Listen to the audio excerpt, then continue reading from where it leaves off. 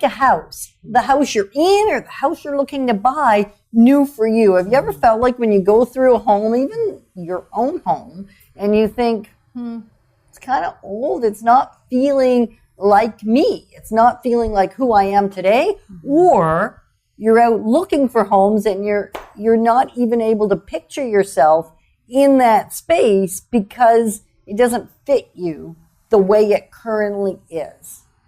That's happened to me. Couldn't fit me at all. And so I'm Yetta Dekker. I'm Candace Dekker St. Louis. I love that.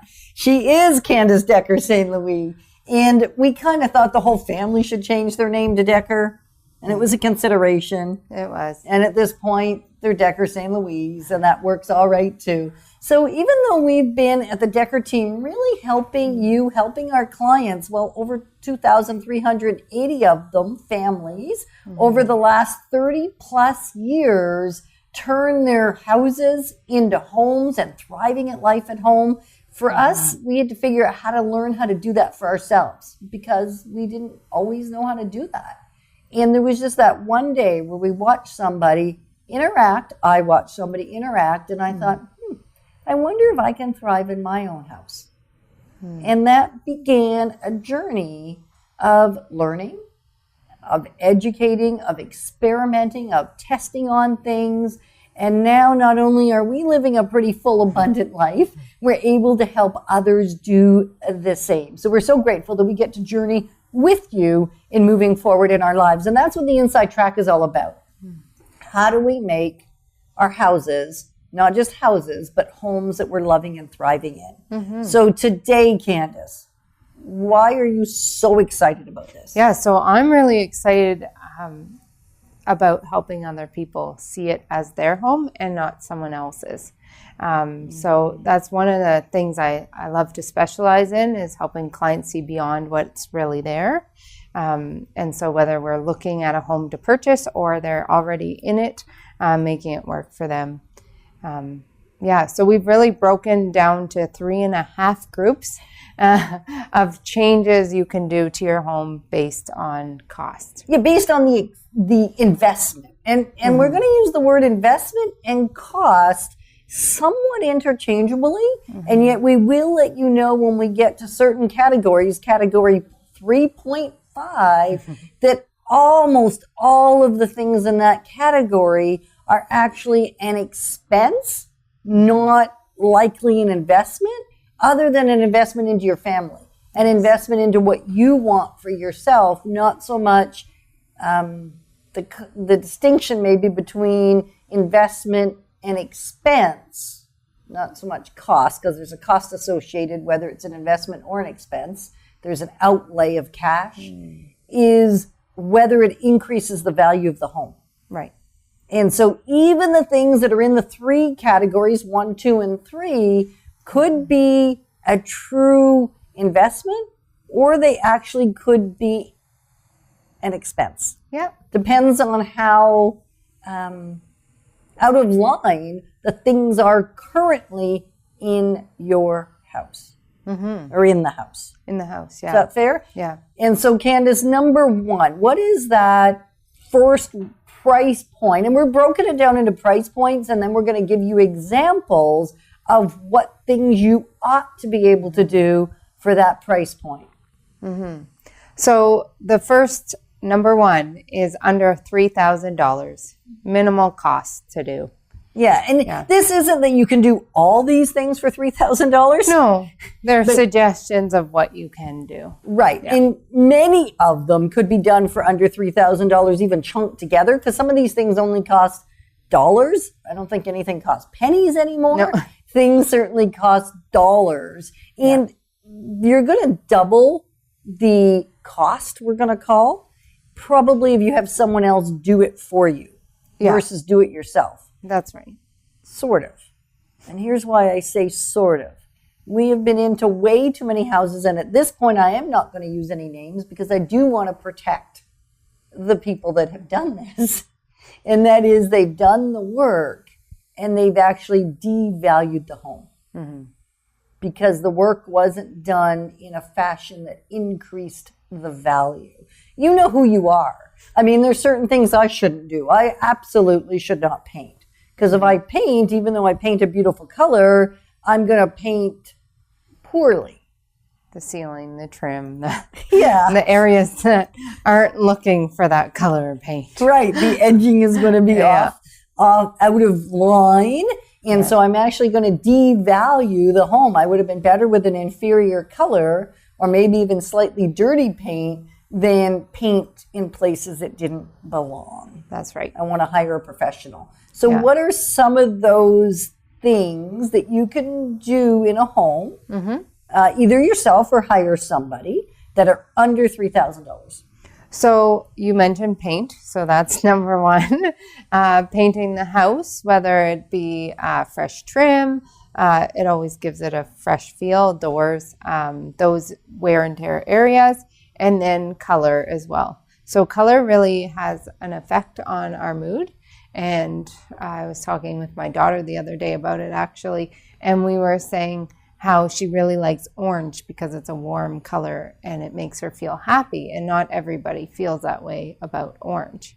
And she was also talking about teal and blues because they're calming and they make her feel relaxed. So her room is actually in the blue tone and teal tone, and she walks in there feeling like, this is where I want to be, as long as it's clean, of course. Of course. And she's even had her grandmother come in and be like, this is a relaxing room. I feel like I'm at an oasis. So color really affects, as well as a good paint job, as you mentioned.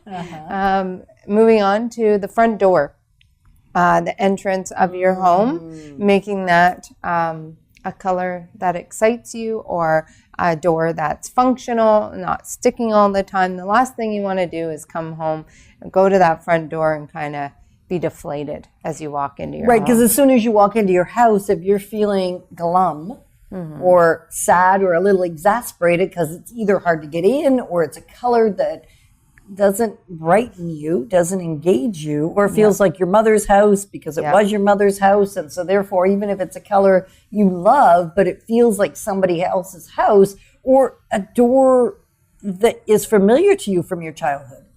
Right? Same color as something you used to walk through. All of a sudden you can feel 6 years old again, even though you're not anywhere near 6 years old.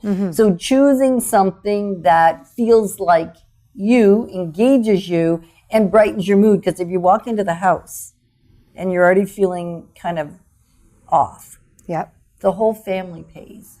It's not only you that pay. Every person in your family emotionally can't figure out why you're kind of miserable or not very nice to them. And it's just because it wasn't nice coming home. And these things, so many of these things, are unconscious. They're not on a conscious level. No. There are times when we respond, well, most of the time actually, we respond to our environment unconsciously. Yeah. So for an example, very quickly, I moved into my mother's house. I bought it. My father's, I should say, my parents' house. And for years, I was coming home feeling like I was visiting. And one of the big things I did was a little bit of gardening in the front. And then also the front door, I changed it from their color to a color that excites me. And I found once I came home, it took me a while to do it, but once I did it, every time I came home, it was like, oh, I'm home. I'm not visiting. It excites me. And I actually, 3 years now since it's been blue, and I have a smile on my face every day I drive home. And who doesn't want a smile on their face every time they come in their front door? So that's a good one. The other thing you can do is counters. Countertops can change the feel of a kitchen or a bathroom. You may not be able to do a full onslaught of granite. We're going to talk about that in the medium cost. So there's some of the things that we're talking about to make it feel like yours that will actually fit into different categories of price depending on the quality or a uniqueness or exquisiteness of the item you're upgrading with. So a traditional arborite counter. Or even in a bathroom, I did this once in the lower level. I changed the top of the counter, which was an old almond sink and almond colored counter, arborite, and then we changed it to a granite with an undermounted sink, and that was definitely under $3,000.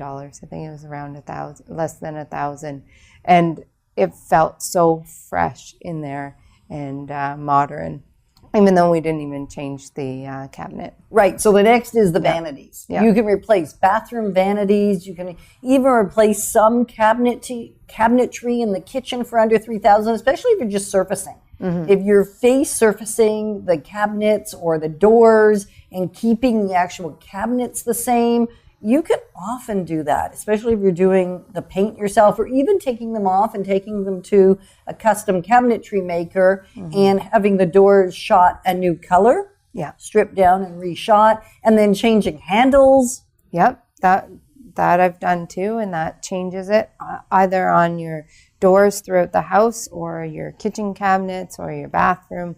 It can really freshen up a space. And one of our clients, Claire and Andre, just very recently, were looking at a house that they thought the floor plan was really good. And yet it didn't feel like them because the furnishings were just not.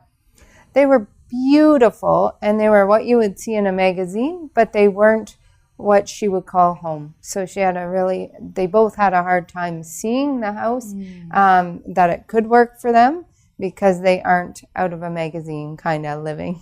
Right. And so we looked at some ideas of changing a few accent walls, putting up different curtains, light fixtures, and now they're in it and they absolutely love it, and it feels like home. It's not someone else's house. Right. And sometimes, and in this case, it actually took Candace as their realtor to advocate for what it would feel like and look like when they made minor changes. And it was under $3,000. So, I mean, it was minimal to take something that didn't feel good to them, didn't feel new to them, because it wasn't an old home, and now make it feel new to them. So sometimes borrowing the eyes of someone else can be a vital part of the journey of making your house new to you.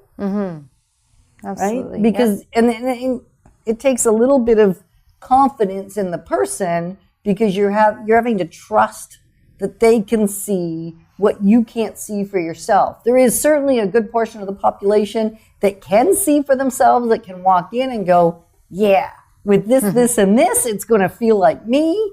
And yet there's many people that can't do that. So you don't want to bring 20 people with you to your inspections and to your showings. However, your realtor may be able to help you. It's something we love doing, because it is the way we see the world, is not what's there often. We see what could be there, knowing what's important to a person. Or bring a friend that's an interior decorator, or hire an interior decorator to come with you to help see what is there with just minor shifts. Because although houses will sell for more money that are beautifully decorated and beautifully furnished, they actually sell for more money. You've heard us talk about this on previous shows or episodes, so you may want to go back and listen to that. And yet it doesn't actually increase the value of the home per se, except you get more money for it. So sometimes you do these things to get ready for market. Why not live in your space in a way that feels great and new to you? What else can we do? The one that's huge for me is stipple, the popcorn ceiling, famous in the 80s and 90s, early 2000s. Still out there. It's still out there. It's definitely, when you're building a home, an extra cost to not have it. But when you're buying resale, it's really a low cost to remove it from rooms, usually your main level, family room, living room, those sorts of areas. Especially if you're doing it yourself, you could also hire someone, and it just makes it feel like it belongs in today's world and modern. And so a little tiny tip on that, if the popcorn ceiling, and even the one of the sparkles from the 60s and 70s, you used to pay more money to have nice sparkly pieces added to the stipple. It's very cool. And designs and all that sort of stuff. If it's been painted, if your stipple has been painted, It actually is a very messy job to get the stipple off the ceiling because you're really having to sand it off. Yeah. You can't really scrape it off. So we'll sometimes test in a spot. You can usually tell by the shininess of the paint, not always, if it's been painted since the house was built, because the age of the house does not denote whether it's been painted or not, because ceilings is one of those things that some people never paint, and it's something that other people paint regularly. So if you have a stipple ceiling, you want to test a little spot, very simple to do, a little bit of water in a spray can, and just wet an area and touch the stipple with your fingernail, just in a very small spot. If it comes crumbling off, then you can be pretty much rest assured that you could spray the whole ceiling and simply use a putty knife and scrape it all off. If it's been painted, it's a big job. Some people will choose to put an extra layer of drywall on instead of scraping. And drywall is pretty inexpensive, so you can still likely do it well under the $3,000, especially if you're just choosing the main areas in your room. The bedrooms, you notice less. Yeah, you don't need to do those. Unless you want to. Yep. Right? Sasha has certainly done that. We've done that, yep. Right. So other small things is pot lights will dramatically change the feel of a house. Yeah. So even a basement, it's pretty common to have the typical lights that are inexpensive, which most people refer to boob lights. That's why I could hear your hesitation. I thought, I know what she wants to say. Yeah. I don't have another word for them, and then installing pot lights instead. Definitely a time-consuming thing to repair the drywall and paint, but well worth it. It brightens up a room. Yeah, and sometimes the electrical can be a little bit pricey, so you want to make sure you get somebody in there that can help with that. Another thing is trim. Yeah, so changing the really minimal trim to a higher trim, or also adding a piece of trim. We've done that before, about an inch above the current trim, and it's just like a chair molding, small, and you paint all of it, including the wall in between the two pieces of trim, and then it looks like one giant expensive piece of trim. It does. And also going to a flat trim will considerably modernize or shift the feel of the house. Changing out toilets is a very inexpensive thing. Another thing to go in that under $3,000. Light fixtures is another thing. Changing out light fixtures in certain rooms, and mirrors. Changing out mirrors in bathrooms can be really, really valuable. And the list could probably go on significantly longer. And yet we want to get out of the $1,000 to $3,000 and move into the medium cost items. So the medium cost items could be things like removing paneling that's been there and replacing it with drywall. And medium, we're going to say between $3,000 and $10,000. That's right. If it's only one room, this might fall into the low cost items or the low investment items. And you can also just paint paneling, and in a lower level, in a basement, that might work well. In main living space, probably better just to remove it and replace it with drywall and paint. What else, Candace? Bathroom remodel. We talked about that a little bit. You could do the whole bathroom, a new bathroom, for under 10. Generally. 10. Depending on how crazy you want to get. Yeah, of course. And then small kitchen. We've done like a small apartment kitchen, those sorts of things, townhouse kitchens. And then a fence, small fences around the area. And you could open up a wall to make it feel more welcoming. It's pretty popular now to open up a kitchen wall to a family room or living room area. Right, and that could take you from medium to high cost, depending on whether you have to re-support, whether you can open up a little bit of the wall and put some supports in, just vertical supports, or whether you have to do supports right across the basement, what does it require? And that depends on how the construction is, so you're going to want to look very specifically at that and have somebody that has a structural engineering background to really look at what can I or can I not do, and then what is the cost associated. Because sometimes it looks simple and it's not. So you move from medium to high cost, and then again, some of those expenses, if they get too high, don't actually increase the value of the home sufficiently to make it worthwhile, right? Right.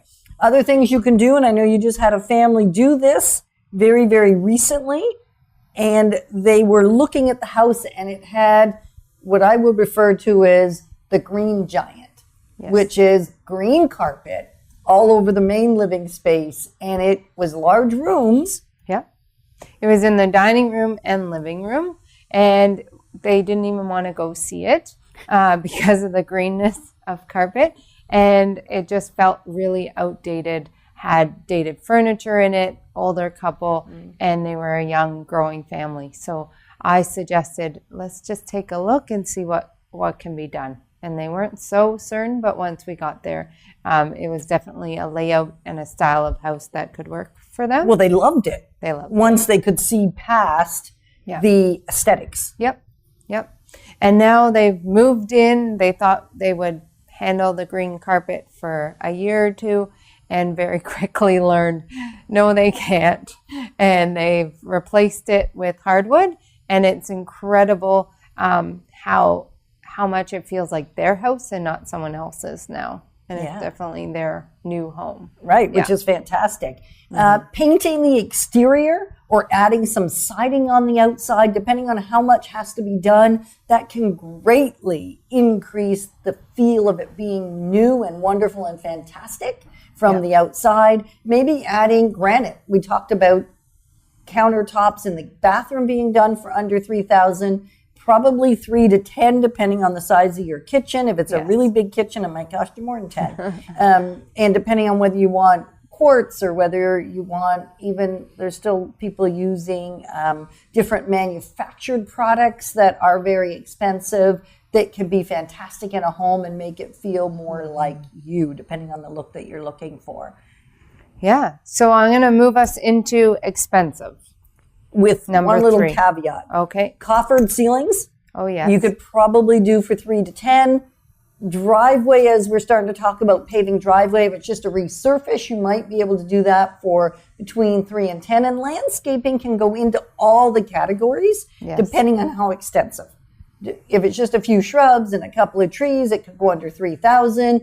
If it is a little more extensive and you need some walkways and you need interlock or a patio or a new deck, 3 to 10, and depending on how extensive, we're now into the expensive, 10 to 30,000.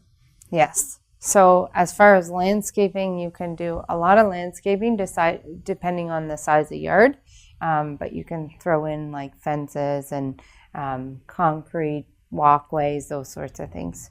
The other big one that most people like to do when they have a home is finish the basement. Or refinish the basement. Or refinish, yep.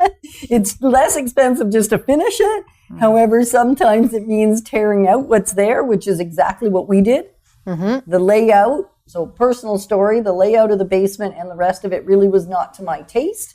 And yet when I could picture what I wanted just by ripping out some walls that didn't change the support.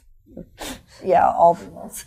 No, that's not true. It added some more walls back in. Didn't change the structure, and I could keep the supports by just moving walls 10 inches or 12 inches or a couple of feet, bury them into closets, rip out closets, do those things that now make this a phenomenal layout from very dysfunctional. Yes, absolutely. And what else can you do in the expensive beyond change floor plan? You can add a bathroom. Yep. You can change a floor plan. Did you say beyond that? Yeah. Furnace and ductwork, electric baseboards, removing those and turning it into either, gas obviously is the most preferable. If you're in an area that has natural gas. Otherwise, maybe propane gas, maybe oil, maybe some sort of heat pump system, a ground source heat pump. These all would fit into probably the expensive, because as soon as you're doing duct work, that would require something. And yet that is something that would increase the value of your home quite significantly. Mm-hmm. Yeah, right? For sure. And it also helps with resale as well. Right. So these things that we're mostly talking about are really for you. For you, so it feels like your home and your space and exciting and inviting, opening up putting larger windows in, depending on where the windows are, would fall into any of these categories actually. Increasing the basement size of windows can so dramatically change the feel of your lower level, and also the utility, because if the window's too small, you don't have a proper regress way to get out, and you want to have some sort of exit strategy from a space that you might use as a basement, bedroom, or an in-law suite or something like that. So that could fall into any of the categories depending on whether you're cutting through concrete, whether you have to change the exterior finishes, what has to happen there. Yeah. And now into the expensive, or very expensive really, which is in the excess of $30,000, could be $100,000, could be a whole lot more. Yeah. Pools is a big one. An in-ground pool, and it's something you did just last year. Yeah, and so I didn't do it for resale. You wouldn't do it for resale. No, you wouldn't do it for resale. I did it for my family. Something to bring us together, something to get like fit and exercise, something to build the kids' confidence. I have kids ranging many different years from 6 to 18. And what activity can you do with all those age groups? Not much. Not play board games, that's for sure. So the pool is where we spend a lot of time now, and I'm so thankful to have that, even though it's not something I'm doing to sell my house. Right, but it could be instead of having a cottage or instead of vacation. So there's ways to understand the expense, and I'm going to say it's an expense rather than a cost or an investment, but is it really? Because it's an investment into your life, even if it's not an investment into the value of the home. And you could spend way more than $100,000 on a pool by the time you add cabanas and fences and patios and all that stuff, and slides and play structures and ways to enjoy the pool. However, you just have to look at what your budget is and really what works for you and your lifestyle. Additions is another one. And additions don't always give you a return on investment either, except if it makes it work for you. If you have an amazing yard, we have clients that have this amazing lot in the city, fantastic, fantastic, fantastic, do not want to relocate. So it makes way more sense to expand the house because there's lots of room than try and replace the house because it's not really doable. Yeah. And so there is lots of times where additions could be a good idea. Large outbuildings, extensive landscaping would be some of those areas that would fall in under very expensive. Or maybe redoing an entire exterior could also fit there, right? Yeah, so we've given you a lot of information. If you have any questions before you do expensive or very expensive costs or things that you're not sure about, give us a call. We'd love to chat with you and walk you through it. Yeah, because we're very happy to do a phone consult. You're welcome to send us pictures. We don't have to come to see you, and yet we could. So we adore that we get to journey with you, moving forward together. We've got it.